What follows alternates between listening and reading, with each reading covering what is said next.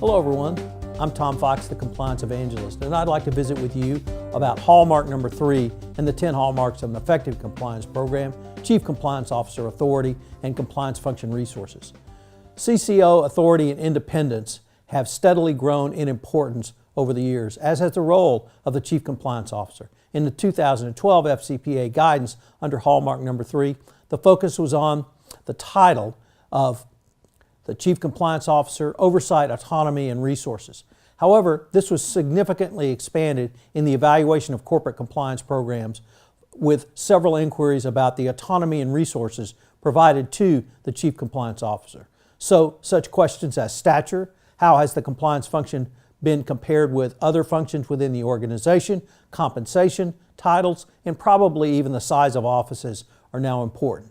What's been the turnover rate for compliance and the relevant control function personnel? And how has compliance played into the company's strategic and operational decisions?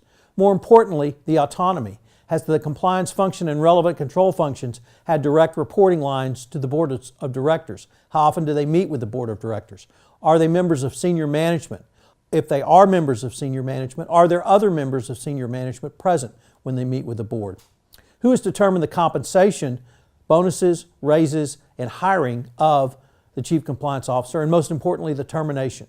All of these questions are now things that a company must look towards when evaluating its own Chief Compliance Officer and compliance function. This was brought forward in the 2017 FCPA Corporate Enforcement Policy by the Department of Justice, which was recently announced.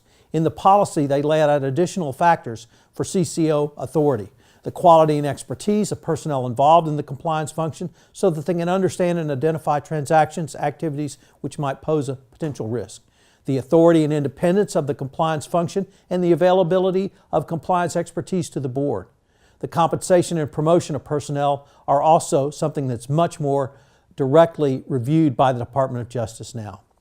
The reporting structure of the compliance function and whether or not they can go directly to the board of directors. All of these are now key areas. This new language would seem to signal the death of the dual role of the Chief Compliance Officer and the General Counsel in one person. But it's more than simply the Chief Compliance Officer.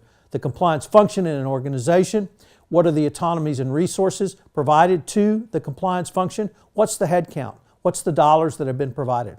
These are all critical inquiries that the compliance function itself must answer.